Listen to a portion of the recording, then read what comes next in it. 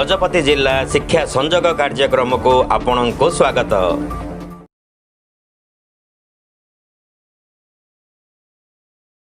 सुप्रभात पिला माने आज आम चतुर्थ श्रेणी गणित कौट बही अधा और चौट विषय पढ़ा।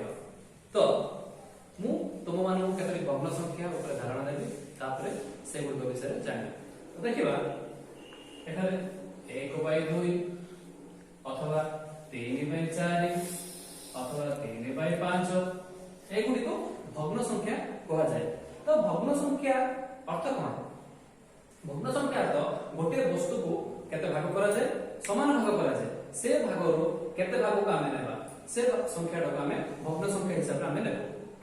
तो एठारे 1/2 तो एठारे देखिबा मझिर गोटे गारोटे दिया जायछि।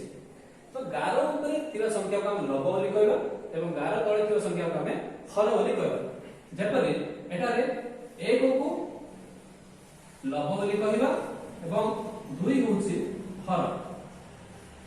तो जेतबा हम भग्न संख्या देखुछे तो सब बेले ऊपर थिबा संख्या को हमें लव बोली कहबा एवं तळे थिबा संख्या को हमें हर बोली कहबा।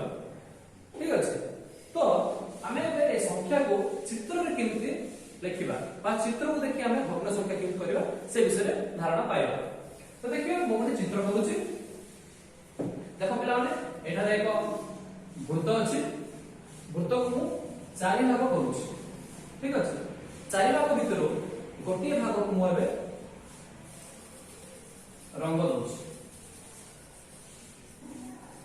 तो एठा रे केते भाग को रंग देली मु प्रथम देखिबा हमें वृत्त को केते भाग करछे सेटा को हम हरण देखबा। तो केते भाग करछे हमें 1 2 3 4 वृत्त के हम केते भाग करले 4 भाग करले। तो 4 के हमें हर रे लिखबा। सेते भीतर केते भाग को हमें रंग देइछे एक भाग देइछे तो एक भाग को हमें ऊपर लिखबा। तो भग्न संख्याटी कोन हला 1 विभक्त 4 हमें एटा कोन पढिबा 1 विभक्त 4 बोली पढिबा। तो ठीक से परि आउट चित्र देखिबा। देखिए गोटे बॉक्स करले ए बॉक्स को मन कर मु 5 भाग करले केते भाग करले मु 5 भाग। तो देखियो एटा रो मु तीनोटी बॉक्स को रंग करले। तो केते भाग को रंग करले 3 भाग को रंग करले। तो देखिबा एहा को भग्न संख्या हिसाब से देखियो चेष्टा करिया। तो देखिया पूरा आयत चित्रटा को बा चित्रटा को केते भाग करछु मु 1 2 3 4 5। तो हमें हर रे केते लिखिबा 5 लिखिबा। केते भाग को रंग करली 1 2 3। तो लव एटा कोन होछि लव होछि 3। तो भग्न संख्या होछि 3 विभक्त 5। वर्तमान संख्या को भग्न संख्या लिखिबार धारणा पाइबा। देखो पिला माने बोले कुछ कोन संख्या 3/7 ए संख्या को हमें वर्तमान चित्र माध्यम रे प्रकाश करियो चेष्टा करियो।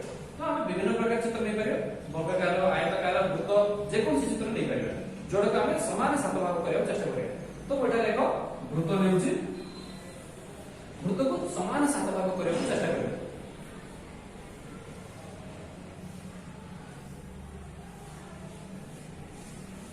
ठीक अछि सात भाग हो गेला लिखि दबा हमें 1 2 3 4 5 6 7 सात भाग करा गया। तो सेतिरु हमें जे कोन से तीनोटी को हमें रंग करबा।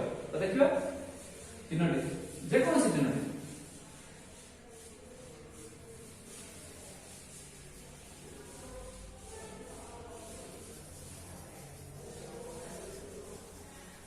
तो एठारे केते भाग अछि हमर मोटो भाग 1 2 3 4 5 6 7 मोटो केते भाग अछि 7 भाग अछि। सेतिरु हमें तीन भाग को रंग करले जेपरि 1 2 3 तीनोटी भाग को रंग करछे। ठीक एई परि भाग हम भग्नांश संबंध चित्र रे प्रकाश कर पाबा।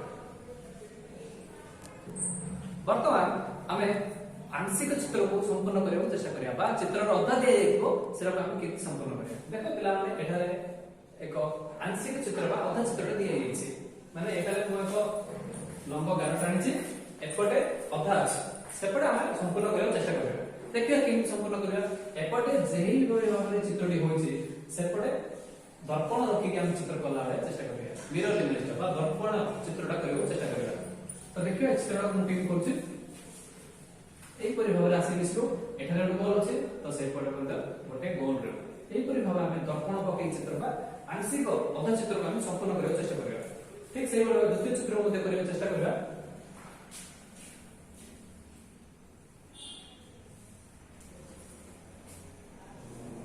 देखो पिला एपरि भाव आमे आंशिक अधा चित्र को मध्ये संपूर्ण करि परिबा देखो एपटे जेमिति अधा अछि सेही भागरे मध्ये समान अछि तो उभय भागरे समान समान देखा जाउछि एहा परे हमें देखिबा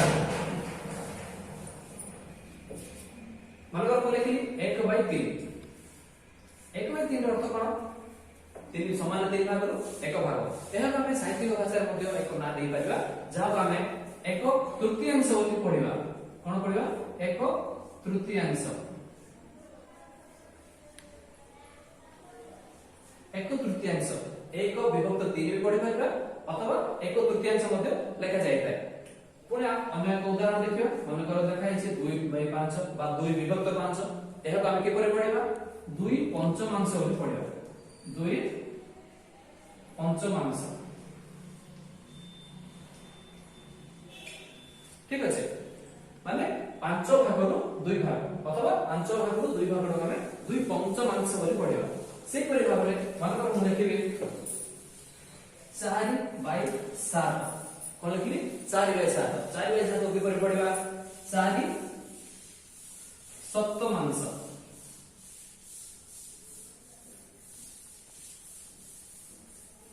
सप्तमांश माने 4 भाग 7 भाग माने 7 भाग रो 4 भाग रो हमें 4 सप्तमांश बोली पढो ठीक अछि एहा पर तुम पाई किछ काम वर्तमान तुम पाई किछ काम देखिए प्रथम प्रश्न रे चित्र को केतोडी भाग रे विभक्त करा जायछि देखिबा देखिए प्रथम प्रश्न रे चित्र को भलो भाबे अनुध्यान करबा केते भाग करा जायछि सेटा हमें लिखियो पड़िबो से बेले द्वितीय चित्र रे मध्ये केते भाग करा जायछि सेटा हम लिखिबा तापर देखिए द्वितीय प्रश्न लेखा अनुसार चित्र रे अंश को रंग देबा देखो एटा चित्र दिया जायछि एवं एटा किछ लिखा जायछि एक चतुर्थांश एटा को एक चतुर्थांश को हम रंग देबा पड़िबो ठीक अछि द्वितीय देखिबा 4 षष्ठांश चित्र देखिए 6 भाग करा जायछि एटा को हमें 4 षष्ठांश भाव रे आको रंग देबा तो देखिए तृतीय प्रश्न दिया जायतिया अधा चित्र को संपूर्ण करियो देखो एटा रे एक गार दिया जायछि गार रो वाम पार्श्व रे चित्र रो अधा अंश अछि तो डाहाण पार्श्व को हम संपूर्ण करियो चेष्टा करियो सेही परि भाव रे ए चित्र को मध्य वाम पार्श्व देखि दक्षिण पार्श्व को संपूर्ण करियो चेष्टा करियो ठीक अछि चतुर्थ प्रश्न शून्य स्थान पूर्ण करियो प्रथम प्रश्न देखिया 3/5 हेउछि गोटे वस्तुर डैश भाग रो डैश भाग हमें भग्नांश को देखि के ए शून्य स्थान को पूर्ण करियो 2/7 हेउछि गोटे वस्तुर डैश भाग रो डैश भाग ठीक से होले भग्नांश को देखि हमें शून्य स्थान को पूर्ण करियो 3/10 हेउछि गोटे वस्तुर डैश भाग रो डैश भाग सेही परि भाबरे हमें भग्नांश को देखि ए शून्य स्थान को पूर्ण करियो तो आज रे हमें भग्नांश रो अधा छोट विषय जानले घरे तुमे माने उज्जवल बही बाहर करिवो सेटारे जे भग्नांश एवं तार संपर्कित जे सब प्रश्न अछि से समाधान କରିବାକୁ चेष्टा करिवो सफल श्रेणी कार्य रे अंशग्रहण करथिबा समस्त को धन्यवाद।